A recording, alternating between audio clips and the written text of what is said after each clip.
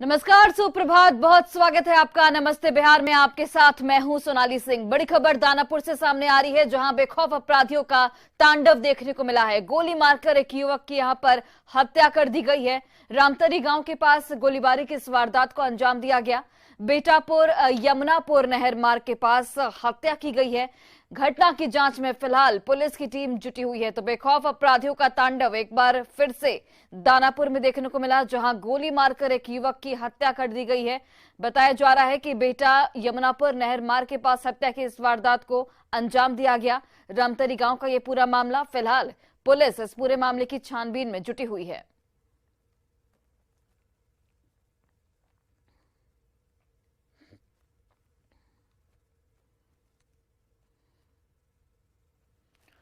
और बड़ी खबर बेटा से, जहां जमुनापुर गांव के नगर मार्ग पर अज्ञात अपराधियों ने एक व्यक्ति की गोली मारकर हत्या कर दी और फरार हो गया। हत्या से इलाके में सनसनी फैल गई है, क्योंकि 24 घंटे पहले इस इलाके में एक महिला की हत्या हुई थी। मौके पर पहुंची पुलिस ने घटनास्थल से 3 खोखा जब्त किया है। फिलहाल मामले की छानबीन लगातार जारी है। तो हत्या से इलाके में सनसनी फैल गई है। 24 घंटे में ये दूसरा मर्डर, जिसके बाद लोगों में दहशत का माहौल है। मौके से 3 खोखा पुलिस की ओर से जब्त किया गया है। फिलहाल मामले की छानबीन जारी है।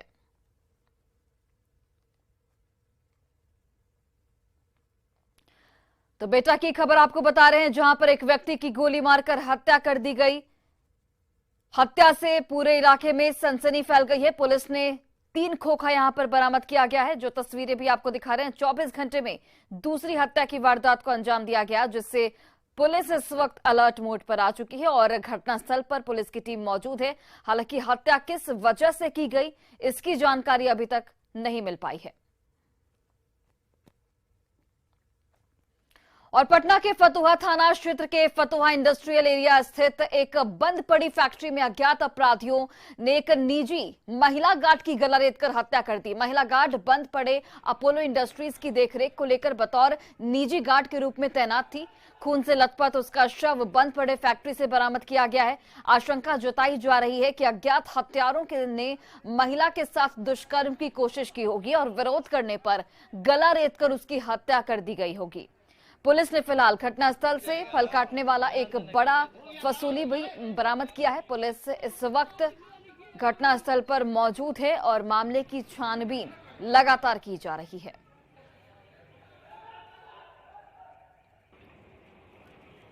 इंडस्ट्रीज का एरिया है, उसी में पोलो इंडस्ट्रीज करके एक फैक्ट्री है, जो लगभग वो पुराना फैक्ट्री है और बंद होने के कगार पर है वो।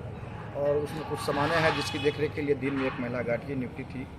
और महिला जो है वो कुसुम देवी नाम की महिला है, जो बगल के ही निशिबू चक गाँव की रहने वाली है। वो गार्ड के रूप में वहाँ थी और लगता है किसी अज्ञात व्यक्ति के द्वारा जो है आज दिन में उनकी जो है हत्या कर दिया गया है। और बड़ी जानकारी आपको देते चले, पुलिस मुख्यालय की ओर से बड़ा एक्शन किया गया है। 800 पुलिसकर्मियों का तबादला किया गया है। सालों से एक ही जगह पर ये पुलिसकर्मी तैनात थे। कईयों को दूसरे थाने में भेजा गया है, वहां पर उनका तबादला किया गया है। कई के जिले तो बदले गए हैं, साथ ही जोन भी बदल दिया गया है। तो बड़ी जानकारी, पुलिस मुख्यालय की ओर से एक बड़ा एक्शन लिया गया। 800 पुलिसकर्मियों को तबादला किया गया है। सालों से ये पुलिसकर्मी एक ही जगह पर तैनात थे। कई पुलिसकर्मियों को दूसरे थाने में भेजा गया है। वहीं कई पुलिसकर्मियों के जिले तो कई के जोन भी बदले गए हैं। और सीवान में शराब के धंधेबाजों के खिलाफ कार्रवाई करने गई पुलिस और उत्पाद विभाग की टीम पर लोगों ने हमला कर दिया, जिसमें 3 पुलिसकर्मी मामूली रूप से जख्मी हुए हैं। घायल जवानों का मैरवा रेफरल अस्पताल में इलाज कराया गया है।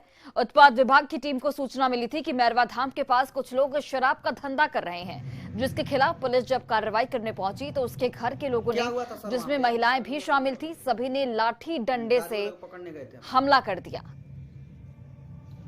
तो कारोबारी के परिवार ने यहाँ पर हमला किया है। वहाँ पे दारू बेचने वाले को पकड़ रहे थे। हाँ, हमारे साथी चंद्र बाबू जी छापेमारी करने आप लोग गए थे। हाँ, अब उसको पकड़ रहे थे तो वो तो बहुत भगने की कोशिश किया, बहुत पकड़ने, कपड़ा उसका फट गया। लेकिन फिर भी वो निकल गया। उसकी माँ आई, उसकी माँ ने इतनी लाठी चलाई कि जिसकी कोई हद नहीं। कि हम तो सब, हमारे तो हाथ बांधे हुए थे, हम तो उस पर कुछ कर नहीं सकते थे। लेकिन उसने इतनी लाठी चलाई कि चंद्र बाबू को बहुत नहीं, हमारे उसने नहीं पीटा, हम तो मतलब उसको पकड़ने आपको आ गया। तो उसको पकड़ रहे थे, गिरे गुरे है ना, चंदन बाबू जी तो पर दरवाजे पर लाठी चलाई है। और बड़ी खबर अरवल से सामने आ रही है, जहां करपी थाना क्षेत्र में आपसी रंजिश को लेकर मारपीट की घटना सामने आई है, जिसमें 4 महिला समेत कुल 10 लोग गंभीर रूप से जख्मी हुए हैं। घायल लोगों को इलाज के लिए फिलहाल सदर अस्पताल में भर्ती कराया गया है। जानकारी निकलकर ये सामने आ रही है कि एक महिला की हत्या के बाद 2 गुट आमने सामने आ गए और जमकर मारपीट की गई। मामले की जानकारी मिलने पर भारी संख्या में पुलिस मौके पर पहुंची हुई है और शांति बहाल करने की लगातार कोशिश की जा रही है। तो यहां पर देखिए, बड़ी खबर आपको अरवल से बता रहे हैं, जहां पर एक महिला की हत्या के बाद 2 गुटों में मारपीट हो गई। कई लोग इस वक्त जख्मी बताए जा रहे हैं। फिलहाल गांव में पुलिस बल की तैनाती की गई है ताकि शांति व्यवस्था बहाल हो सके। और वहीं नालंदा जिले की लहेरी थाना क्षेत्र में पुलिस ने कार्रवाई करते हुए 3 अंतर जिला शातिर साइबर ठग को गिरफ्तार किया है।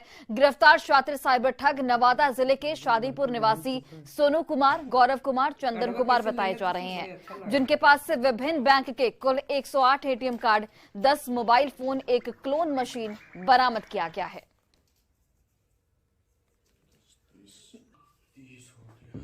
ये गिरफ्तारी हुई है साइबर अपराधियों की। कुल 3 साइबर अपराधी को नवादा जिले के नादिगंज पुलिस के सहयोग से गिरफ्तार किया गया है। इनके पास से कुल 108 विभिन्न बैंकों के एटीएम कार्ड, 10 मोबाइल सेट और एटीएम कार्ड क्लोन करने वाले जो मशीन है। और जेडीयू संसदीय बोर्ड के अध्यक्ष उपेंद्र कुशवाहा ने आज पार्टी कार्यकर्ताओं की बैठक बुलाई है। वो बागी नेताओं के साथ 2 दिनों तक मंथन करने वाले हैं, जिसमें आगे की स्ट्रैटेजी पर चर्चा की जाएगी। उधर जेडीयू के राज्यसभा सांसद वशिष्ठ नारायण सिंह ने उपेंद्र कुशवाहा पर कार्रवाई के संकेत दे दिए हैं। न्यूज 18 से बातचीत के दौरान उन्होंने कहा कि पार्टी के संज्ञान में उनकी सारी बातें हैं, उचित समय पर उचित कार्रवाई की जाएगी।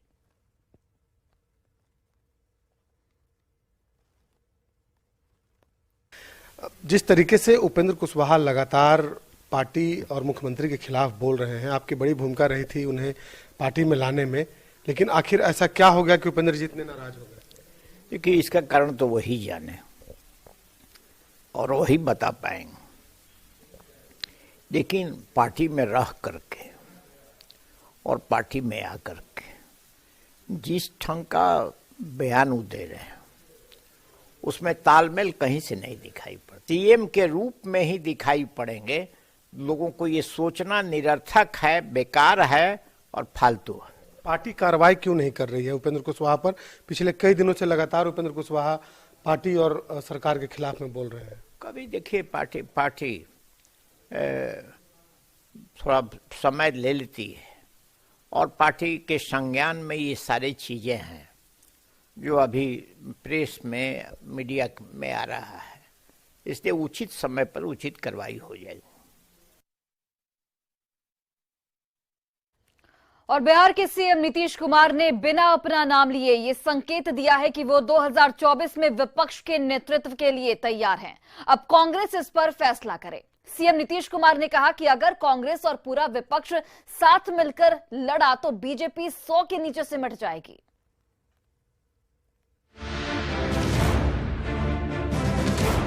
अगर मेरा सुझाव को अगर मान लीजिएगा तो 100 के नीचे जाएंगे, जान लीजिए। 2024 के लोकसभा चुनाव के पहले विपक्ष के नेतृत्व पर हो रही चर्चा के बीच सीएम नीतीश कुमार ने बहुत बड़ा बयान दिया है। पटना में सीएम नीतीश ने कहा कि वो 2024 के नेतृत्व के लिए फैसला ले चुके हैं। अब गेंद कांग्रेस के पाले में है।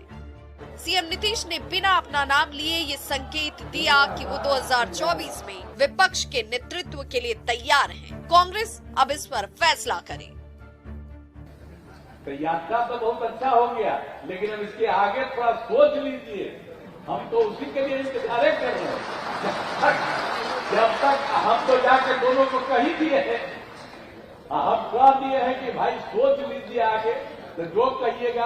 अब बाकी अन्य पार्टियों का फोन आ रहा और सब लोग कह रहे हैं कि बाकी लोगों का सबका मीटिंग कीजिए, एक साथ बैठिए, तब जान लीजिए हम वेट कर रहे हैं खाली। अब आप लोग जितना जल्दी, हम इसीलिए हम वेट कर रहे हैं। तो बाकी और पार्टियां थी, बहुत सारी पार्टियां एकजुट होने के लिए तैयार बैठी हुई है। सीएम नीतीश ने कहा कि 2024 में अगर कांग्रेस और पूरा विपक्ष साथ मिलकर लड़ा तो बीजेपी 100 के नीचे ही सिमट जाएगी। कर लीजिएगा और उसी दिन हम सब लोग एकजुट हो जाएंगे, हम मिल करके लड़ेंगे, तब जान लीजिए आप अच्छी तरह से मुक्ति हो जाएगी। और अगर आप लोग ठीक से सोच करके चलिएगा, जो हम कह रहे हैं शुरू से, हम इंतजार कर रहे हैं। अगर मेरा सुझाव को अगर मान लीजिएगा तो 100 के नीचे जाएंगे, जान लीजिए।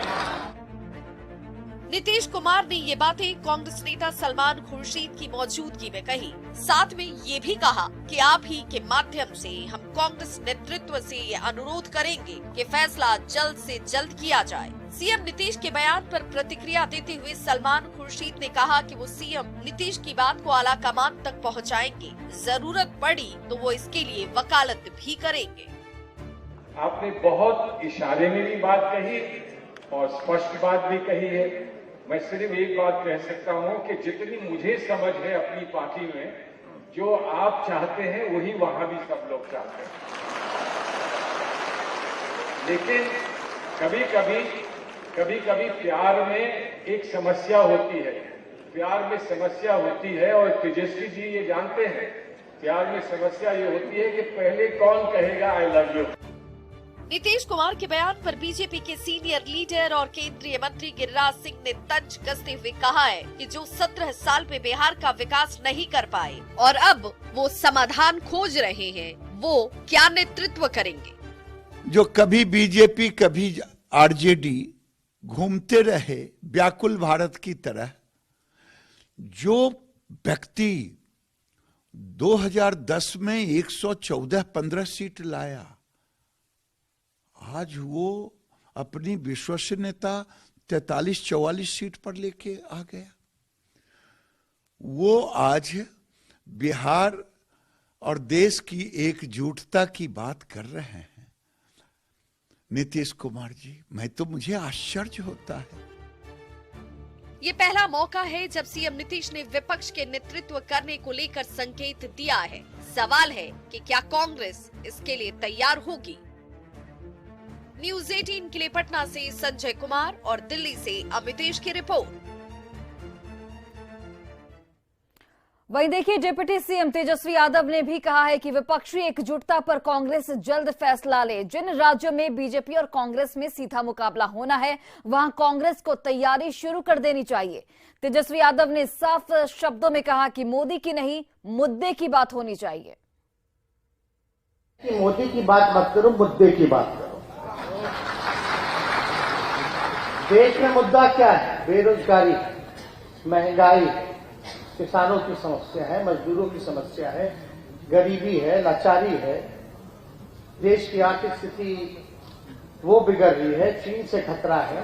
सभी लोगों को एक होकर के एक रोड मैप तैयार करना पड़ेगा, एक स्ट्रैटेजी तैयार करना पड़ेगा, तभी हम जाकर के जो है लड़ाई लड़ सकते हैं।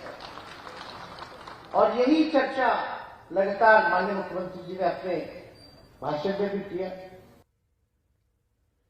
और इधर पूर्व सीएम जीतन राम मांझी ने एक बार फिर दोहरा दिया है कि उनका बेटा मुख्यमंत्री पद का सबसे योग्य उम्मीदवार है। मांझी ने यह भी कहा कि सीएम चाहेंगे तो संतोष 2025 में सीएम कैंडिडेट हो सकते हैं।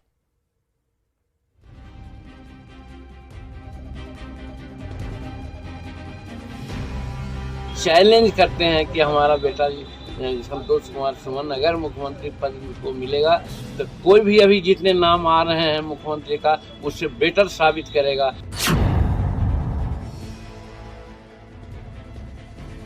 हिंदुस्तानी आवाम मोर्चा के प्रमुख और पूर्व मुख्यमंत्री जीतन राम मांझी ने एक बार फिर कहा है कि मुख्यमंत्री पद के लिए जितने कैंडिडेट हैं, उसमें सबसे बेहतर कैंडिडेट मेरा बेटा संतोष सुमन है।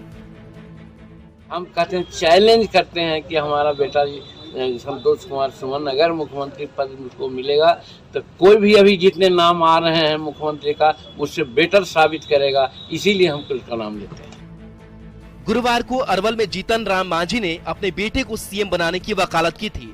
शनिवार को जहानाबाद में भी उसी बात को दोहरा दिया। जीतन राम मांझी ने कहा कि नीतीश कुमार ने ही उन्हें सीएम बनाया और फिर हटाया भी। इसके बाद भी उनके लिए मन में सम्मान है।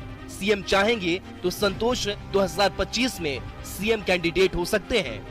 धक्का दिए वो, हमारे पास 2 मंत्रालय था, एक मंत्रालय छीन लिए, हम सी शब्द बोले। हमने कहा आपसे हम मांगे नहीं थे, आपने दिया, ले लिया अपना सुविधा बस। इसमें हमको कहना क्या? कहने का मतलब वो जिसको जो कहेंगे नीतीश कुमार उसके प्रति हम वफादारी की बात करते हैं और हमारा कुछ नहीं है।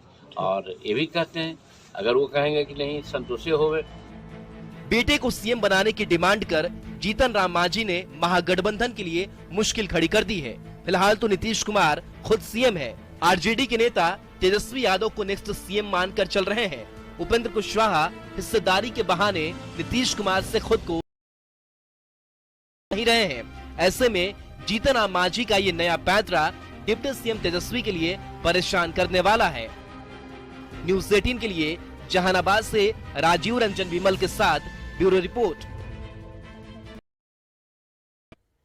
और वहीं आरजेडी विधायक और पूर्व कृषि मंत्री सुधाकर सिंह ने एक बार फिर सीएम नीतीश कुमार पर बड़ा हमला बोला है। कृषि नीति पर सवाल उठाते हुए सुधाकर सिंह ने नीतीश कुमार को चुनाव लड़ने की चुनौती दी है, जिस पर अब जेडीयू के नेताओं ने भी पलटवार किया है। इस रिपोर्ट को आप देखिए।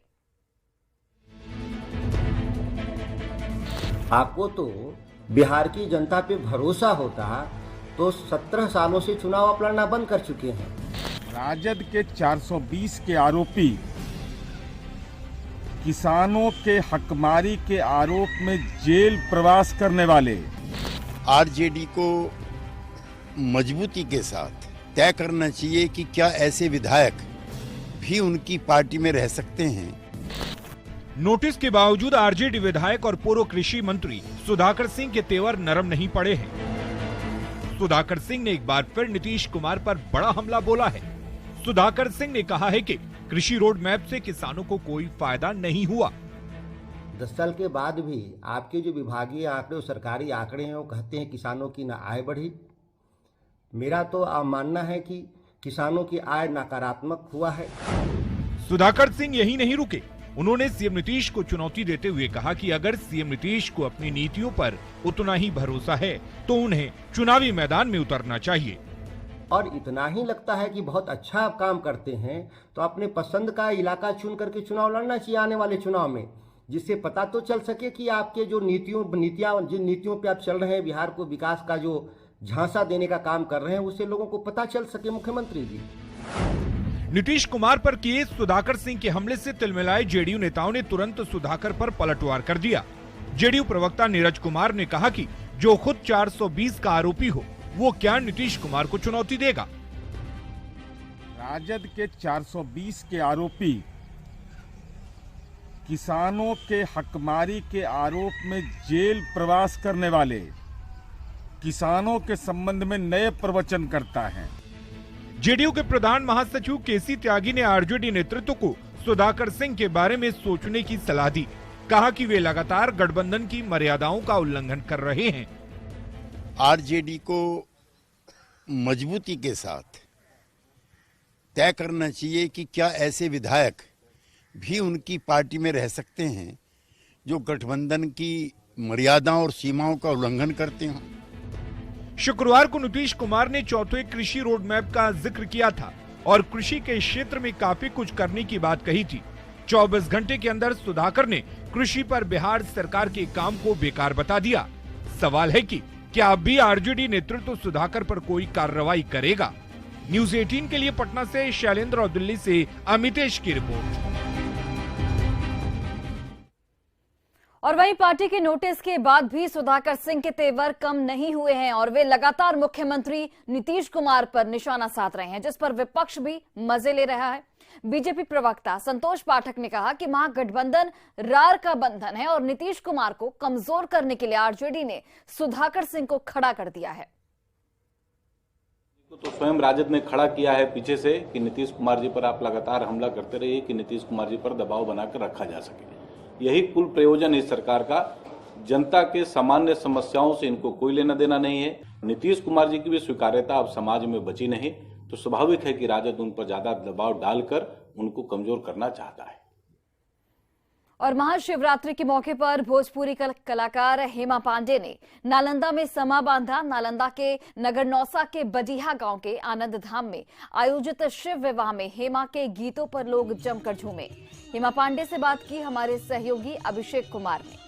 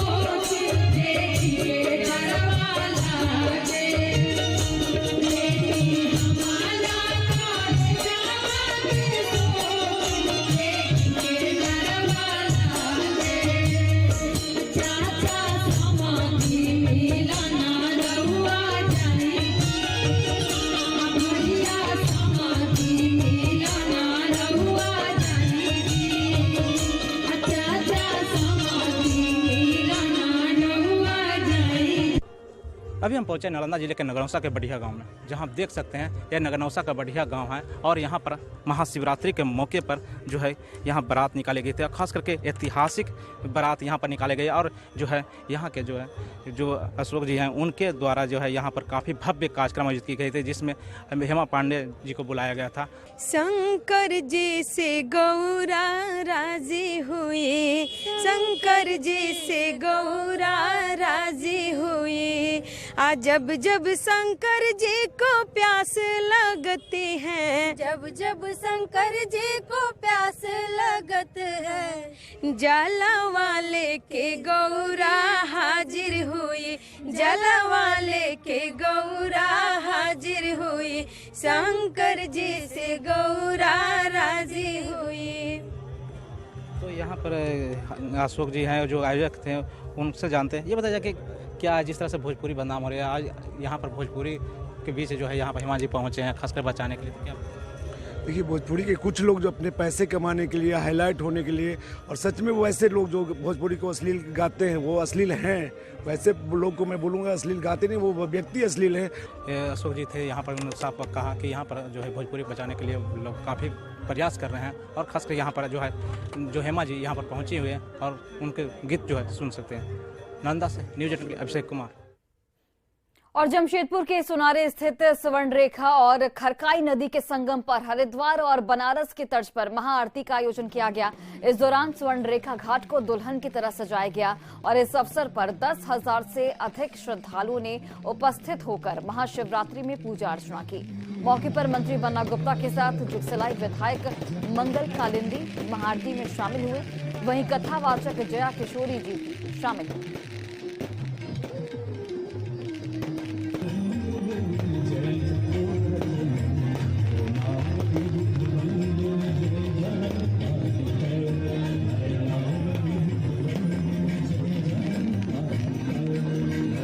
करते हुए सबों से अनुरोध होगा, कोई भी मंच पर नहीं आएंगे। जितने भी गणमान्य यहाँ हैं, आपसे आग्रह होगा आप मंच के नीचे ही खड़े रहेंगे। एक बार पुनः सभी श्रद्धालु से आवेदन और निवेदन कि आप कृपया मंच पर ना आए। जी बहुत बहुत अच्छा लग रहा है और सबसे ज्यादा मैं धन्यवाद देना चाहती हूँ दूसरी अपने माननीय मंत्री बन्ना गुप्ता जी को, जिन्होंने बनारस और हरिद्वार के तर्ज पे इतना अच्छा भव्य आयोजन किया है। और महाशिवरात्रि के पावन अवसर पे हम लोग आप देख सकते हैं शहरवासी कितने झूम रहे हैं और कितने उल्लास में है। और एक बार फिर से हम लोग कहना चाहते हैं हर हर महादेव। बहुत अच्छा लग रहा है, बहुत दिन से इच्छा था कि हम लोग जाएंगे बनारस देखने के लिए, लेकिन यहाँ पूरा हो गया हम लोग का। बहुत बहुत खुश, हर हर महादेव। और फिलहाल इस बुलेटिन में बस इतना ही। आप देखते रहिए न्यूज़ 18 बिहार झारखंड।